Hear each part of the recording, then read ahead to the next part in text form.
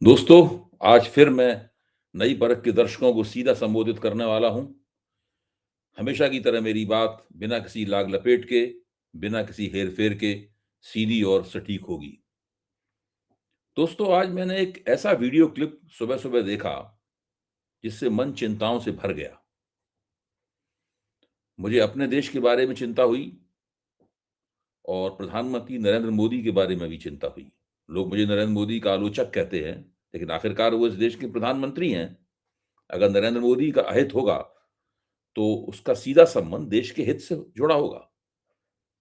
मुझे लगता है कि उस वीडियो क्लिप में जो मैंने सुना, उसमें भारत की अर्थव्यवस्था का भीषण अहित निहित है और साथ-साथ में मोदी जी की प्रतिष्ठा का क्षय भी निहित है। यानी उस वीडियो क्लिप के कारण भारत की अर्थव्यवस्था, भारत के आर्थिक विकास में भी गिरावट आएगी और मोदी जी की प्रतिष्ठा में भी भारी गिरावट आएगी। इसलिए मुझे दोनों के बारे में चिंता है और मैं इस चिंता से आप सबको अवगत कराना चाहता हूं। मेरे लिए ये बहुत ज़रूरी है। उस वीडियो क्लिप में वेनेजुएला के राष्ट्रपति निकोलस मदुरो अमेरिकी हमले के 1 दिन पहले बोल रहे हैं। वीडियो क्लिप प्रामाणिक है। मदुरो ही हैं। वो अपनी कार में बैठे हुए हैं, कार की बेल्ट लगाए हुए हैं। उनकी पत्नी भी कार में मौजूद हैं और उनसे इंटरव्यू लेने वाला पत्रकार उनके बगल में बैठा हुआ है। मदुरो इंटरव्यू दे रहे हैं और उस इंटरव्यू में बता रहे हैं कि पिछली बार डोनाल्ड ट्रंप की, अमेरिका के राष्ट्रपति डोनाल्ड ट्रंप की उनसे फ़ोन पर कब बातचीत हुई थी और क्या बातचीत हुई थी। उस बातचीत के तुरंत बाद क्या हुआ और मदुरो ने ये जो इंटरव्यू दिया है, उसके 1 दिन बाद क्या हुआ, ये सब हमको पता है। हमें पता है कि अमेरिकी सेनाओं ने वेनेजुएला की राजधानी काराकास पर हमला बोल दिया और अमेरिका की स्पेशल फ़ोर्स, जिसको डेल्टा फ़ोर्स कहा जाता है, उसके कमांडोज़ ने ख़ास तरीके से राष्ट्रपति आवास के ऊपर हमला किया और वो राष्ट्रपति मुदुरो और उनकी पत्नी दोनों को वहाँ से उठा ले गए। उनको किडनैप कर लिया, उनका अपहरण कर लिया और फिर दूसरी तस्वीर जो मुद्रो की दिखाई पड़ी, उसमें मुद्रो को हथकड़ियाँ लगी हुई थी।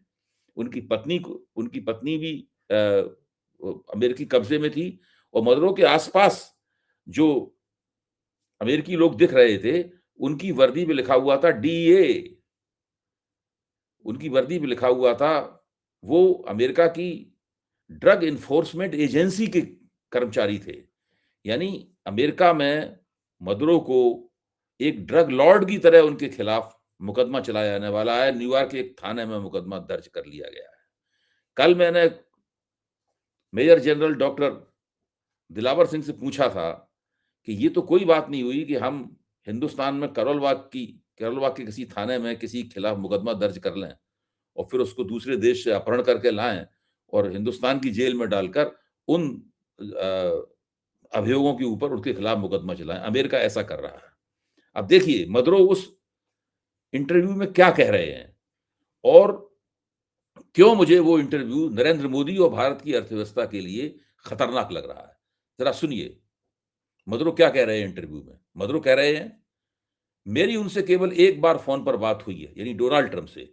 मेरी उनसे केवल एक बार फ़ोन पर बात हुई है। उन्होंने मुझे शुक्रवार 21 नवंबर को फ़ोन किया था। ट्रंप व्हाइट हाउस से बोल रहे थे और मैं मिराफ्लोरेस पैलेस से उनकी कॉल ले रहा था। ट्रंप व्हाइट हाउस से बोल रहे थे और मैं मिराफ्लोरेस पैलेस से उनकी कॉल ले रहा था। हमारे बीच 10 मिनट तक बातचीत हुई।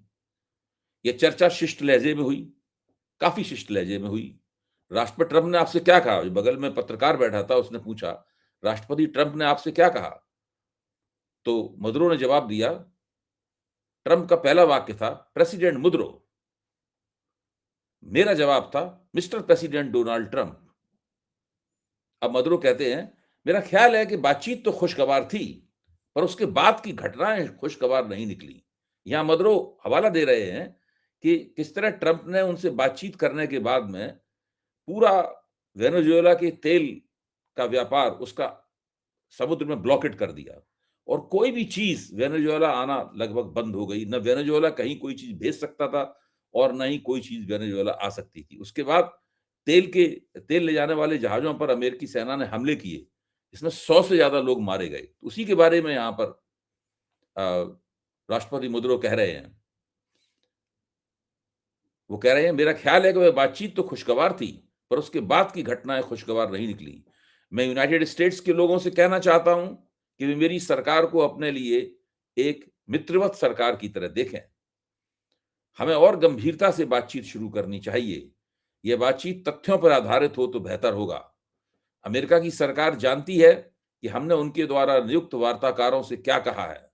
हमने कहा है कि अगर वे वास्तव में गंभीरता से बात करना चाहते हैं कि नशे की तिजारत यानी ड्रग ट्रैफिकिंग के बारे में समझौते पर कैसे पहुंचा जाए, तो हम इसके लिए तैयार हैं। वेनेजुएला अमेरिका के निवेश को स्वीकार करने के लिए तैयार है, वैसे ही जैसे कि उसने शेवरॉन का निवेश स्वीकार किया था। वे जहां भी जैसे भी उन निवेशों को करना चाहें। यहां पे वो वीडियो क्लिप समाप्त हो जाता है। अब आप सोचिए कि डोनाल्ड ट्रंप जब राष्ट्रपति के तौर पर किसी दूसरे राष्ट्राध्यक्ष को फोन करते हैं, तो उसके बाद वो किस सीमा तक जा सकते हैं, इसका अंदाजा लगाइए। यानी फोन पर जो मीठी-मीठी शिष्ट लहजे में बातें होती हैं, उन बातों से भ्रमित होने की आवश्यकता नहीं है। इसी तरीके से डोनाल्ड ट्रंप कई बार नरेंद्र मोदी से फोन पर बात कर चुके हैं। 20 जनवरी को उन्होंने शपथ ग्रहण की थी। 27 जनवरी को उनकी नरेंद्र मोदी से फोन पर अच्छी खासी लंबी बातचीत हुई, जिसमें द्विपक्षीय संबंधों को मजबूत करने के बारे में चर्चा हुई। और मोदी जी के प्रचारकों ने बड़े उत्साह से हमें ये जानकारी दी कि मोदी जी ने अपने दोस्त डोनाल्ड ट्रंप ने और डोनाल्ड ट्रंप ने अपने दोस्त नरेंद्र मोदी के साथ फोन पर बातचीत की। फिर जून में दोनों दोस्तों के बीच में बातचीत हुई। फिर सितंबर में दोनों दोस्तों के बीच में बातचीत हुई। फिर अक्टूबर में दोनों दोस्तों के बारे में बातचीत हुई। आखिरी बातचीत 11 दिसंबर 2025 को हुई। और दोस्तों जानते हैं इस बातचीत के केंद्र में क्या था? इस बातचीत के केंद्र में था कि रूस से तेल का आयात। ध्यान कीजिए, रूस से तेल के आयात के सवाल पर ही डोनाल्ड ट्रंप ने भारत के ऊपर टैरिफ लगाया था। ध्यान कीजिए, जब राष्ट्रपति मुद्रो से उनकी बातचीत हुई, वेनेजुएला के राष्ट्रपति बातचीत हुई, उसके बाद ट्रंप ने मिसाइलों से और फौजी और वायुसेना के जहाजों से वेनेजुएला के ऊपर हमला किया। लेकिन भारत पर हमला उन्होंने टैरिफों के जरिए किया। भारत पर उन्होंने जो मिसाइलें दागी, वो टैरिफ की मिसाइलें दागी। अब आइए तेल के सवाल के ऊपर, उसी तेल के सवाल के ऊपर जिसके जो नरेंद्र मोदी के साथ राष्ट्रपति ट्रंप की बातचीत के केंद्र में था। वेनेजुएला में सारी दुनिया का 18% तेल भंडार है, जो सबसे बड़ा तेल भंडार है, अरबों से भी बड़ा तेल भंडार है। वेनेजुएला के तेल की एक क्वालिटी कुछ इस तरह की है, जो भारत की जो रिफाइनरीज हैं, जो तेल शोधन कारखाने हैं, उनके वो काफी अनुकूल बैठती है। और वेनेजुएला से भारत को मिलने वाला तेल काफी सस्ता तेल मिलता रहा है। यानी अगर वेनेजुएला भारत को तेल सप्लाई करता रहे, तो ये भारतीय अर्थव्यवस्था के लिए बहुत ही फायदे की चीज है। लेकिन अमेरिका ने पिछले दिनों वेनेजुएला के जो ब्लॉकेड किया था, उससे वेनेजुएला पर अपने आप प्रतिबंध लग गए थे, वो तेल नहीं भेज सकता था। तो भारत को भी उसके तेल की सप्लाई बहुत कम हो गई। अब आप सोचिए कि अब अमेरिका ने वेनेजुएला पे कब्जा कर लिया है। उसी के साथ-साथ वेनेजुएला की तेल के कुओं पर भी अमेरिका का कब्जा हो गया है। अमेरिका साफ कह रहा है, कुछ दिनों तक हम ही वेनेजुएला का शासन चलाएँगे। उसके बाद अमेरिका वहाँ अपनी किसी किसी कठपुतली प्रेसिडेंट को, किसी पपेट को, किसी अपने प्यादे को शासक नियुक्त कर देगा और वो फिर वेनेजुएला की हुकूमत उसके द्वारा चलेगी। लेकिन सब कुछ अमेरिकी हितों में होगा। अमेरिका जैसे चाहेगा, उस तरीके से वेनेजुएला का तेल बिकेगा।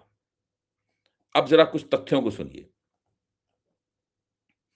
2024-25 में भारत ने वेनेजुएला से $25 करोड़ का तेल आयात किया। अब ये तेल मिलना आप मान लीजिए कि तकरीबन बंद हो जाएगा। ऐसी हालत में होगा क्या? सारी दुनिया को भी वेनेजुएला का तेल नहीं जा रहा है। ऐसी हालत में होगा क्या? तेल का बाजार उछलेगा।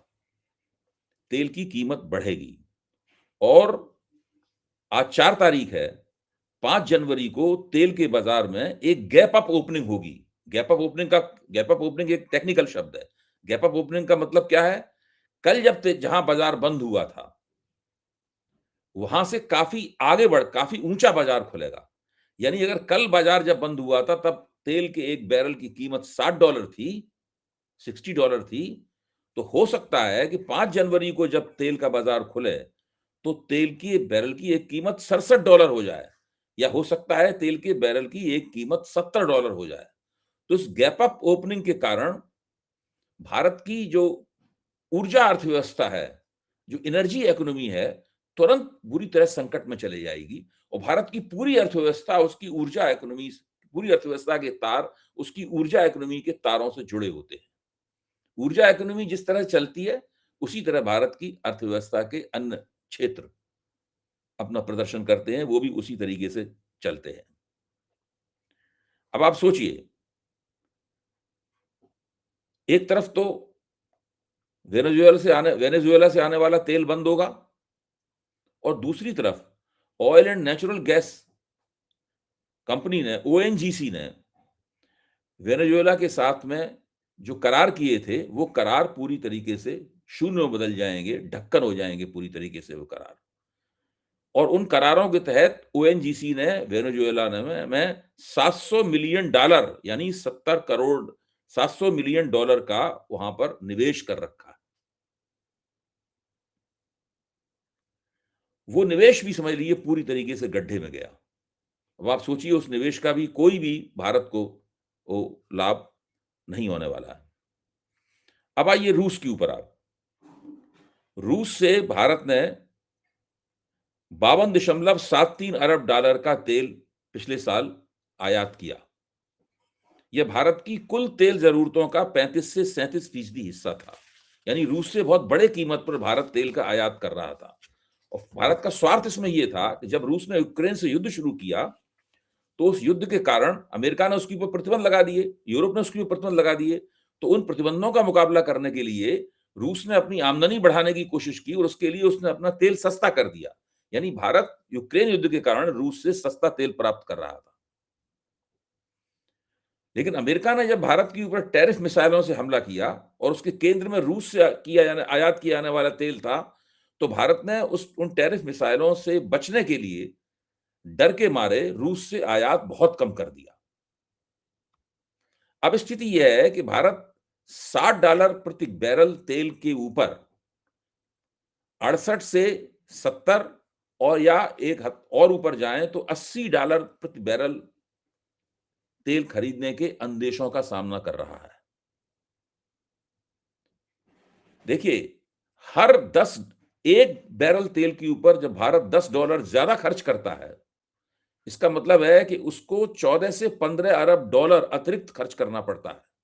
भारत अपनी जरूरतों का 80 से 95% तेल आयात करता है।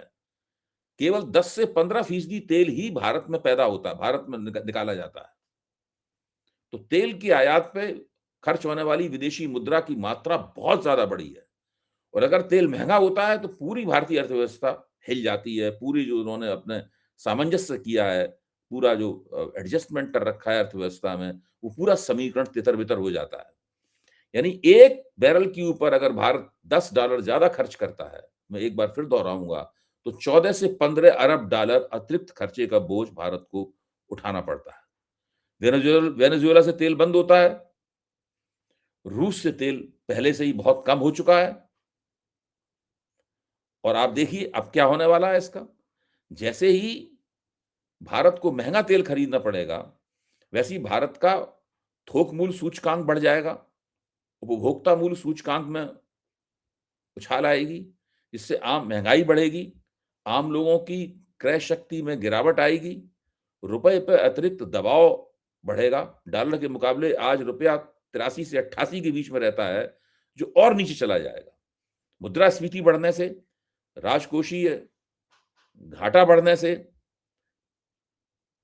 टैक्स आमदनी घटेगी, ब्याज की दरें ऊंची रहेंगी, निवेश और कम होगा और अर्थव्यवस्था की वृद्धि दर का ग्राफ और नीचे जाएगा। समझा जाता है कि इस संकट से भारत की अर्थव्यवस्था की कुल वृद्धि दर आधे से 1% के नीचे चली जाएगी। अब ये सब जो दृश्य आप देख रहे हैं, भारत सरकार के पास इसका मुकाबला करने की क्या योजना है? कल मैंने जनरल दिलावर सिंह से इस बारे में बात की थी। उन्होंने कहा था कि भारत सरकार को गौर करना चाहिए, उनकी रणनीतिकारों को बैठना चाहिए और सारी योजनाएँ बनानी चाहिए। एक कंटिंजेंसी प्लान या एक आपातकालीन योजना तैयार करनी चाहिए। प्रश्न ये है कि केवल कंटिंजेंसी प्लान बनाने से होगा क्या? भारत को तो सबसे ज्यादा जिस चीज का अपने दुश्मनों का मुकाबला नहीं करना पड़ रहा है, भारत को नरेंद्र मोदी के दोस्त डोनाल्ड ट्रंप का मुकाबला करना पड़ रहा है। अब डोनाल्ड ट्रंप ने जब वेनेजुएला पे हमला किया था, तो उनका मकसद मेरे ख्याल से ये नहीं रहा होगा कि इससे भारत को उन्हें नुकसान पहुंचाना है। जब टैरिफ भारत पे लगाए थे, तब तो मकसद रहा था कि भारत से अब रूस द्वारा भेजे जाने वाला तेल रुकवा देना है। उससे भारत को नुकसान होने वाला है, ये डोनाल्ड ट्रंप को पता था। लेकिन वेनेजुएला पे जब उनकी मिसाइलें गिरी, जब उनके उनके वायुसेना के विमानों ने हमला किया, जब उनके राष्ट्रपति और उनकी बीवी को उन्होंने उठाकर न्यूयॉर्क पहुंचाया, तब उन्हें इस बात का एहसास नहीं होगा, उनकी योजनाओं में नहीं होगा, इससे भारत को नुकसान पहुंच सकता है। लेकिन देखिए, डोनाल्ड ट्रंप ने जब टैरिफ लगाए, तब भी भारत को नुकसान हुआ, और नरेंद्र मोदी के परम मित्र डोनाल्ड ट्रंप ने जब वेनेजुएला पे हमला किया, तब भी भारत को नुकसान हुआ। कैसे मित्र हैं ये? ये अपने परम मित्र नरेंद्र मोदी के सुख दुख का बिल्कुल ख्याल नहीं करते। नरेंद्र मोदी को मार लगती है और उसी के साथ साथ में भारत की अर्थव्यवस्था को मार लगती है। सब चीजें गड़बड़ा जाती हैं। दोस्तों, आप भी राष्ट्रपति मुद्रो का वो क्लिप जरूर देखिए। सोशल मीडिया पर वो क्लिप आसानी के साथ उपलब्ध है। जैसे ही आप वो क्लिप देखेंगे, मैंने आपके सामने जो विश्लेषण रखा है, ये विश्लेषण आपके सामने दोबारा आ जाएगा। तब आप समझ पाएंगे कि वेनेजुएला पर अमेरिकी हमले से भारतीय अर्थव्यवस्था और नरेंद्र मोदी की प्रतिष्ठा दोनों एक साथ जुड़ी हुई हैं, दोनों किस तरीके से संकट में हैं। भारत अपने आप को विदेश नीति के मोर्चे पर ग्लोबल साउथ के चैंपियन के तौर पर पेश करता है। लेकिन अमेरिका ने जब वेनेजुएला पर हमला किया, कौन दुनिया में ये कहेगा कि ये कोई न्यायपूर्ण कार्रवाई थी? कोई लेकिन कुछ कर नहीं पा रहा है सिवा बयान देने के। और भारत की तो हालत ये है कि भारत बयान भी नहीं दे पा रहा है। कम से कम चीन ने बयान दे के विरोध किया है, रूस ने बयान दे के विरोध किया है, उत्तर कोरिया ने बयान दे के विरोध किया है, और भी कई देशों ने अपना वक्तव्य इसके खिलाफ दिया है। सुरक्षा परिषद की बैठक बुलाने की मांग की गई है। लेकिन भारत क्या कर रहा है? भारत ने केवल बहुत ही कमजोर और धीमे स्वर में, ताकि उसका बयान कोई सुन न सके, केवल रिकॉर्ड में दर्ज होकर रह जाए, इस मसले पर चिंता व्यक्त की है। ये ग्लोबल साउथ का जो जो देश नेता बनना चाहता है, ये उसका वक्तव्य है। नरेंद्र मोदी ग्लोबल साउथ के नेता के रूप में उभरना चाहते हैं। ये उसका वक्तव्य है कि एक आतताई देश ने अपनी अपनी बड़ी सैन्य शक्ति का लाभ उठाते हुए एक छोटे देश पर हमला करके पूरी तरह कब्जा कर लिया है। उसके राष्ट्रपति को गिरफ्तार करके वो लोग ले गए हैं। एक साधारण अपराधी की तरह उसे एक बहुत ही खतरनाक किस्म की जेल में रखा जा रहा है, और वहां उसके ऊपर मुकदमा चलेगा। वहां के थाने में उसके खिलाफ एक रिपोर्ट लिखा दी गई है। और भारत क्या कर रहा है? भारत सिर्फ चिंता व्यक्त कर रहा है। यानी विदेश नीति के क्षेत्र में भारत को कितना जबरदस्त नुकसान हो रहा है, उसकी प्रतिष्ठा का क्षय हो रहा है। नरेंद्र मोदी का 56 इंची सीना सिकुड़ के 20 इंची या 24 इंची रह गया है। मेरा मानना है कि 56 इंची जब सिकुड़ेगा, आधा तो कम से कम हो गई, 50% कम होगा, तो वो आप समझ लीजिए 56 के 50% क्या हुआ, 23 इंची रह गया। 23 इंची रह गया है नरेंद्र मोदी का सीना। और भारत की अर्थव्यवस्था की क्या दुर्गति होने वाली है? हम सब की जेब और ज्यादा खाली होगी। हम सबको बाजार से और ज्यादा महंगी चीजें खरीदनी पड़ेंगी। हम सबकी क्रय शक्ति और घटेगी, और भारतीय अर्थव्यवस्था में और ज्यादा सरकार को सब्सिडियां देनी पड़ेंगी। सब्सिडियां अगर सरकार नहीं देगी, तो जनता में उसके खिलाफ असंतोष बढ़ेगा। असंतोष बढ़ेगा तो चुनाव हारने का खतरा पैदा होगा। दोस्तों, जो ग्राफ ऊपर जाना चाहिए था, वो ग्राफ मोदी जी के परम मित्र डोनाल्ड ट्रंप के कारण नीचे जा रहा है। आज के लिए बस इतना ही। आप भी इन चिंताओं का सामना कीजिए, इन चिंताओं के बारे में गौर कीजिए। दोस्तों, आज की सीधी बात खत्म करने से पहले मैं आपके चैनल नई परख के बारे में कुछ और भी कहना चाहता हूँ। आप सभी ने नई परख को इतना प्यार दिया है, इसके लिए सभी दर्शकों का तहे दिल से शुक्रिया। अगर आप चाहते हैं कि मैं आपके लिए अलग से कंटेंट बनाऊँ, आपकी टिप्पणियों पर प्रतिक्रिया करूँ या आपके सुझावों पर चर्चा करूँ, तो आप हमारे चैनल के साथ खास तरह से जुड़ सकते हैं। अगर आप नई परख चैनल का हिस्सा बनते हैं, तो आप मेरे वीडियो बाकी सब्सक्राइबरों से 1 घंटे पहले देख पाएँगे। मैं आपकी बातों का जवाब दूँगा, हर दिन आपके लिए स्पेशल शो करूँगा और आपके सुझाव अपने वीडियो में शामिल करूँगा। आज के लिए बस इतना ही। धन्यवाद।